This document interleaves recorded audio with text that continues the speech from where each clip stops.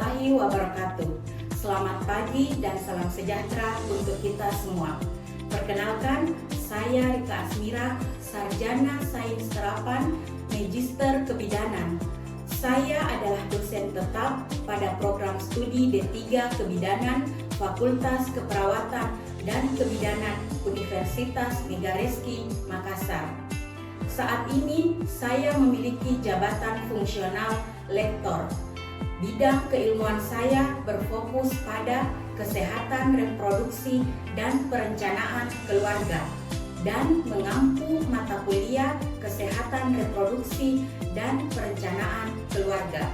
Saya aktif terlibat dalam kegiatan penelitian, pengabdian kepada masyarakat, dan pengajaran sebagai bentuk pendukung dalam pelaksanaan Tridharma Perguruan Tinggi. Video ini saya buat sebagai bagian dari persyaratan pengajuan sertifikasi dosen gelombang 1 tahun 2026, khususnya dalam bentuk pernyataan diri dosen terkait unjuk kerja Tridharma Perguruan Tinggi di bidang pengajaran. Pada kesempatan ini, saya akan menjelaskan salah satu mata kuliah yang saya ampu, yaitu Kesehatan Reproduksi dan Perencanaan Keluarga, yang merupakan mata kuliah wajib dengan bobot 4 SKS. Mata kuliah ini mengintegrasikan strategi pembelajaran DIA atau Delivery Instruction Assessment. Metode pembelajaran yang digunakan meliputi ceramah interaktif, studi kasus, diskusi kelompok, dan lab skill. Adapun deskripsi mata kuliah kesehatan reproduksi dan perencanaan keluarga adalah memberikan kesempatan mahasiswa untuk memahami konsep hak-hak reproduksi, faktor-faktor yang mempengaruhi kesehatan reproduksi, upaya pencegahan dan deteksi dini gangguan kesehatan reproduksi, serta dapat memahami dan memberikan asuhan kebidanan keluarga berencana. Adapun capaian pembelajaran lulusan atau CPL yaitu 1.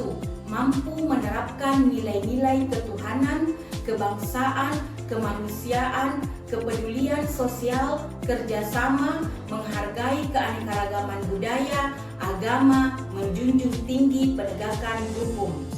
2. Mampu menguasai keilmuan kebidanan dan keilmuan lain yang menunjang praktik pelayanan kebidanan sesuai dengan kompetensi dan kewenangan bidang vokasi serta menjadi pembelajar sepanjang hayat. Yang ketiga, mampu melakukan komunikasi dan edukasi dalam upaya promotif dan preventif dengan media dan metode yang relevan bagi optimalisasi kesehatan perempuan, keluarga, dan masyarakat. Adapun capaian pembelajaran mata kuliah atau CPMK yaitu 1. Menjelaskan konsep kesehatan reproduksi, gender, dan perencanaan keluarga. 2. Menjelaskan penerapan pelayanan kebidanan sesuai dengan kompetensi dan kewenangan bidan. Yang ketiga, menerapkan sikap profesional sesuai dengan etika dan kode etik profesi pada pelayanan kontrasepsi.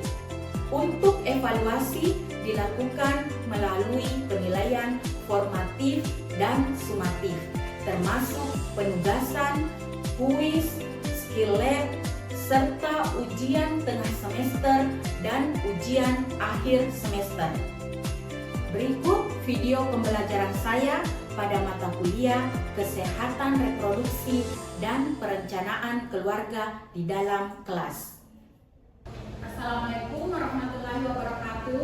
Waalaikumsalam warahmatullahi wabarakatuh. Selamat siang adik-adik semua. Apa kabarnya hari ini? Baik, Ibu. Ya, alhamdulillah ya. Baik, sebelum kita memulai pelajaran hari ini, sebaiknya kita berdoa terlebih dahulu. Mari kita berdoa sesuai dengan agama dan kepercayaan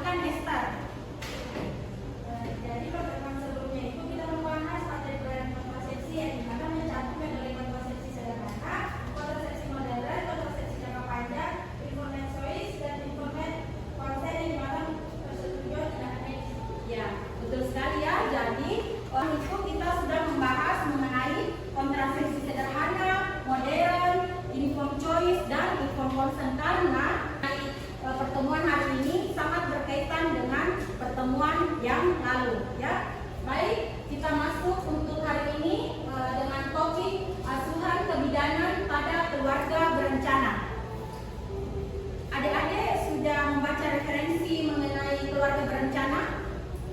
Apa yang terlintas di kepalanya adik-adik mengenai keluarga berencana sebelum kita membahas topik selanjutnya?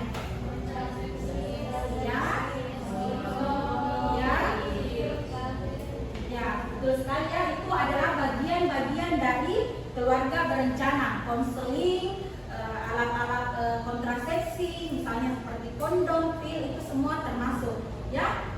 Baik, hari ini kita akan membahas topik pembahasan mengenai satu, pendekatan manajemen kebidanan, yang kedua, pembinaan sektor KB melalui konseling. Satu, manajemen kebidanan, di mana proses pemecahan masalah yang digunakan sebagai metode untuk mengorganisasikan pikiran dan tindakan berdasarkan teori ilmiah, penemuan-penemuan, keterampilan dalam rangkaian tahapan yang logis untuk pengambilan suatu keputusan yang terfokus pada klien. Ya, manajemen kebidanan itu di mana kita bidan mengambil keputusan yang cepat dan tepat untuk pasien. Ya, manajemen kebidanan terdiri dari beberapa langkah, ya, yang berurutan mulai dari pengumpulan data dasar dan berakhir dengan evaluasi. Jadi pertama-tama kita kumpulkan dulu data-datanya pasien, ya, kita kaji pasien.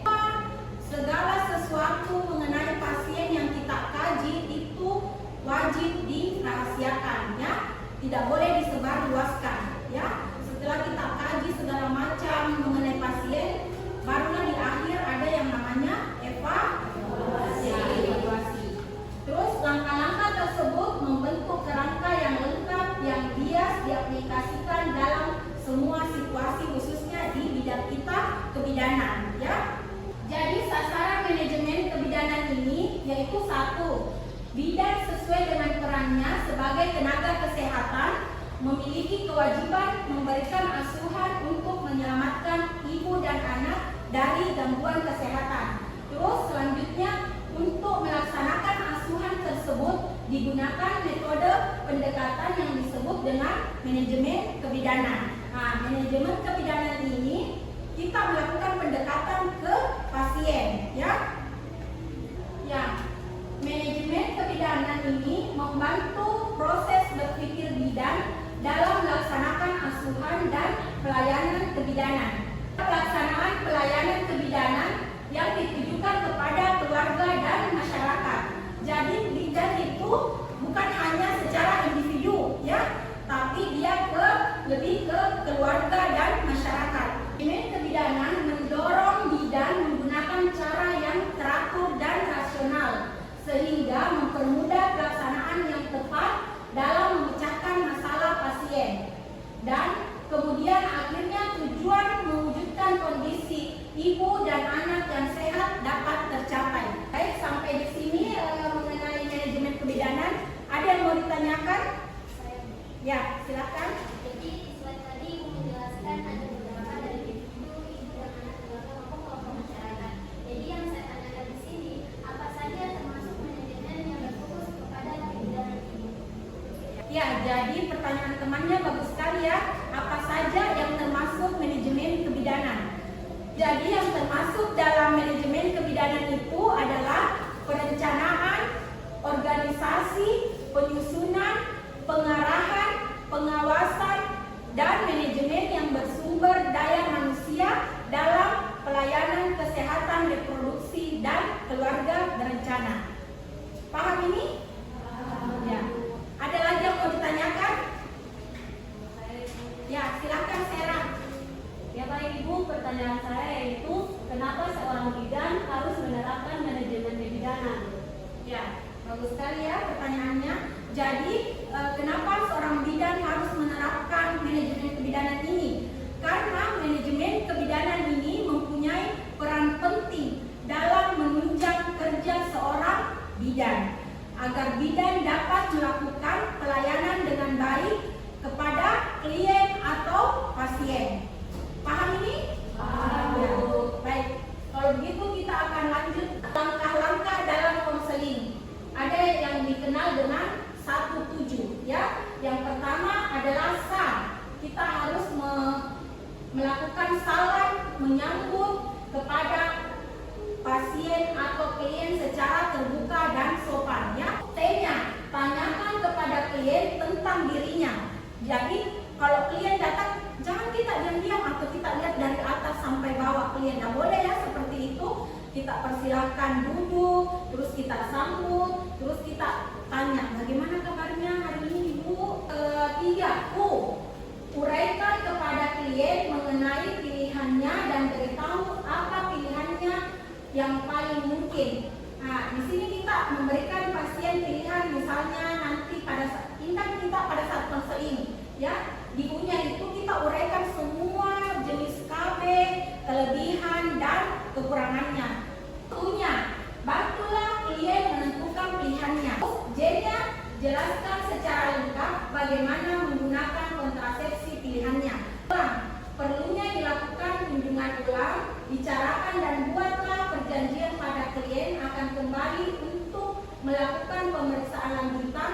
Jadi keluarga berencana itu adalah suatu program yang dicanangkan pemerintah dalam upaya peningkatan kepedulian dan peran serta masyarakat melalui pendewasaan, usia perkawinan, pengaturan kelahiran, pembinaan ketahanan keluarga, peningkatan kesejahteraan keluarga kecil, bahagia dan sejahtera.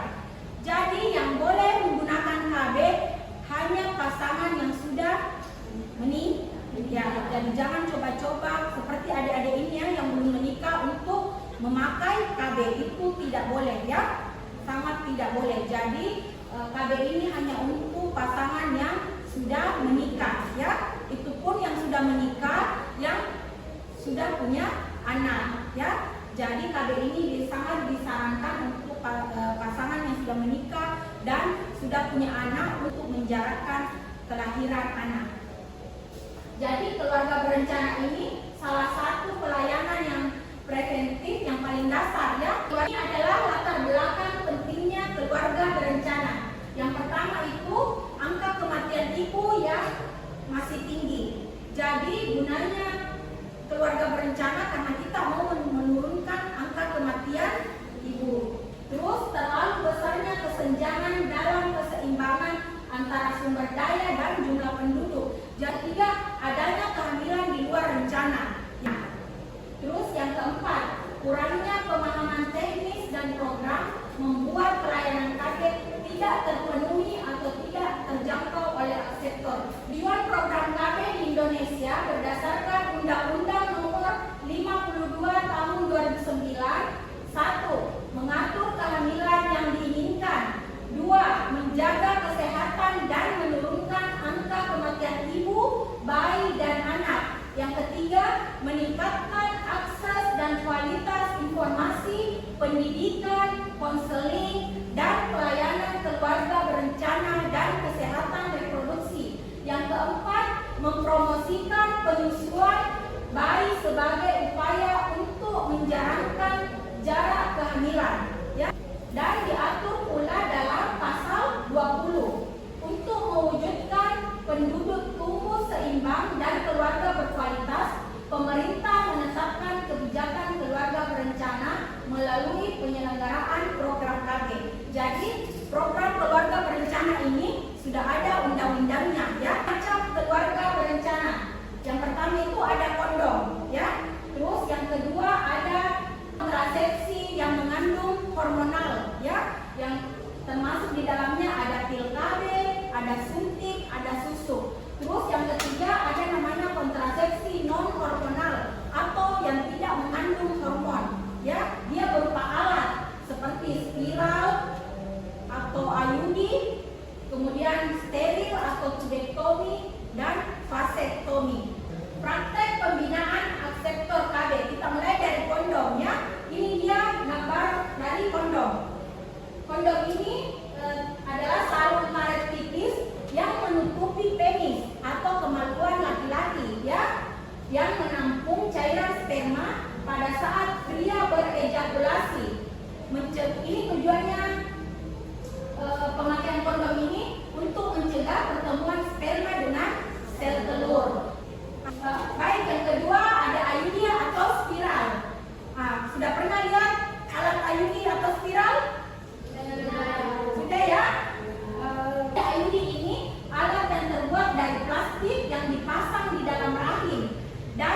jangka waktunya bisa 5 sampai 10 tahun. Dan cara kerjanya ini dia mencegah pembuahan sel telur oleh sperma. Keuntungannya dia praktis dan efektif, tidak mengganggu pemberian ASI karena dia tidak mengandung hormon. IUD ini non hormonal ya. Jadi kalau ibu menyusui mau memasang KB bisa pakai IUD ya, karena aman untuk ASI. Ini IUD ya, di dalam ini yang putih ini itu namanya IUD atau spiral. Jadi dia dimasukkan di dalam rahim. Dia pemasangannya di dalam rahim.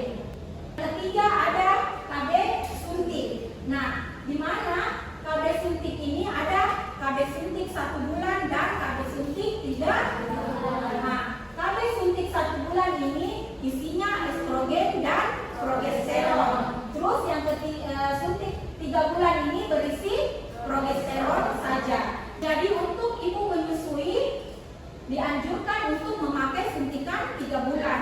Dia tidak dianjurkan untuk memakai suntikan 1 bulan karena akan mempengaruhi produksi ASI. Kemudian kekurangannya dari KB suntik ini sakit kepala, mual, biasanya juga terjadi kenaikan berat badan ya. Dia gambaran dari KB suntik. Jadi kalau KB suntik itu ada 2 ya. Ada KB suntik 1 bulan, ada KB suntik 3 bulan. Nah, umumnya digunakan itu suntik 1 bulan dan suntik 3 bulan ya. Yang keempat adalah pil KB. Jadi pil KB ini alat kontrasepsi yang diminum setiap hari selama 21 hari atau 28 hari.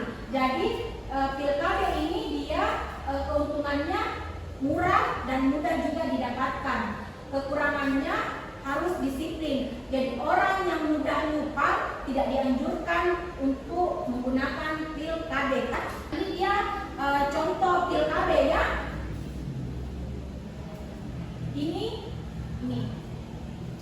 Ini bagian depan, ini tampak belakang. Nah, salahnya sendiri kita kalau tidak bisa membaca. Ini sudah tertulis Kamis, ini Senin, Selasa, Rabu, Kamis, Jumat, Sabtu, Minggu. Jadi kita sesuaikan dengan tanda panah. Ini tubektomi. Ini juga termasuk dalam KB ya.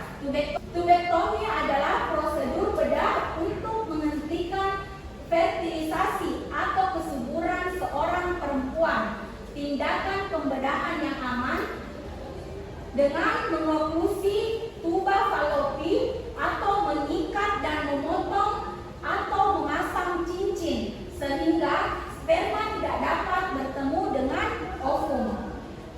Yang terpenting untuk tubektomi ini kita harus konseling dan persetujuan tindakan betul-betul kepada pasien dan suaminya ya. Jangan pasien saja, harus suaminya juga kan. Kalau misalnya suaminya tugas atau berlayar atau apa atau tidak ada di tempatnya, kita minta orang tuanya. Nah, di dalam ininya kita dia elastis, kemudian ini cincin, dipasangkan cincin. Bisa banyak pilihannya, bisa dipasangkan cincin atau bisa diikat ya. Vasektomi. Jadi vasektomi itu saluran vas deferens yang berfungsi mengangkut sperma dipotong dan diikat sehingga aliran sperma dihambat tanpa mempengaruhi jumlah cairan semen. Cairan semen diproduksi dalam vesika seminalis dan prostat sehingga tidak akan terganggu oleh vasektomi. Jadi dengan vasektomi ini semua saluran yang ada di dalam organnya laki-laki itu tidak akan terganggu ya, dia masih aman. Ibu akan memberikan tugas ya, ibu bagi 2 kelompok. Di sini kelompok 1, ini kelompok 2 ya. Ini ada contoh kasus. Ya, ini ada contoh kasus. Contoh kasus 1, terus contoh kasus 2. Nah, di sini contoh kasus 1, contoh kasus 2. Ibu kasih waktu 2 menit untuk berdiskusi ya mengenai contoh kasus ini.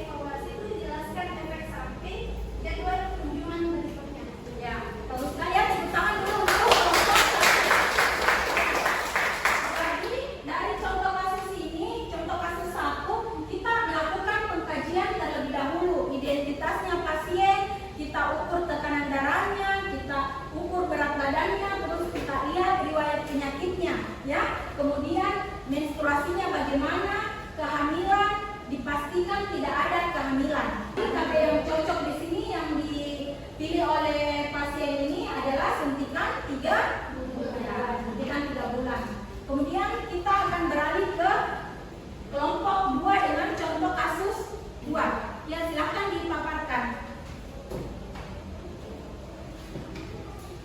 Baik, untuk kasus 2 yaitu LMD 35 tahun, memiliki 3 anak, memiliki bayi 8 bulan, ini melakukan kontrasepsi jangka panjang tanpa mengeluas.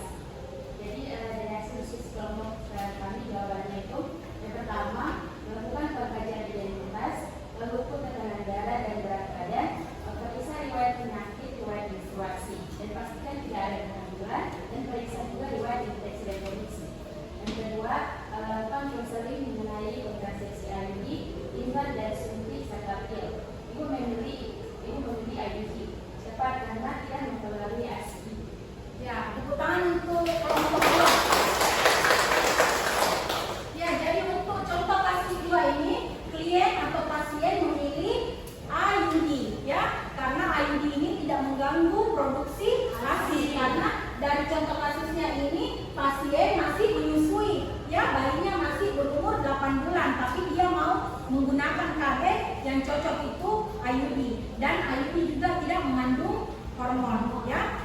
Ya, sampai di sini ada yang mau ditanyakan? Tidak. Ya, jadi sudah paham semua ya? Ya. Mengenai konseling, keluarga berencana, manajemen kebidanan sudah paham semua, ya? Oke. Baik, sebelum kita menutup materi hari ini, ada yang bisa menyimpulkan materi kita hari ini? Ya, silakan. Jadi kesimpulan materi hari ini, asuhan kebidanan pada keluarga berencana atau KB merupakan pelayanan berkesinambungan yang bertujuan untuk membantu pasangan mengatur kehamilan, menekan angka kematian ibu dan bayi, serta mewujudkan keluarga kecil yang sehat, sejahtera, dan berkualitas melalui penggunaan metode kontrasepsi yang tepat dan penentuan alat kontrasepsi disesuaikan dengan kondisi kesehatan, gaya hidup, dan persetujuan klien, serta berpusat pada hak reproduksi perempuan. Bila juga berperan penting dalam memberikan edukasi mendalam mengenai kelebihan, kekurangan, dan indikasi medis dari berbagai jenis kontrasepsi seperti kondom, pil, suntik, IUD, implan, hingga vasektomi dan tuberkulosi. Ya, itulah tadi kesimpulan dari temannya ya untuk materi kita hari ini. Tepuk tangan untuk teman-teman. Baik, untuk pertemuan selanjutnya kita akan membahas mengenai pendokumentasian pelayanan keluarga berencana, ya.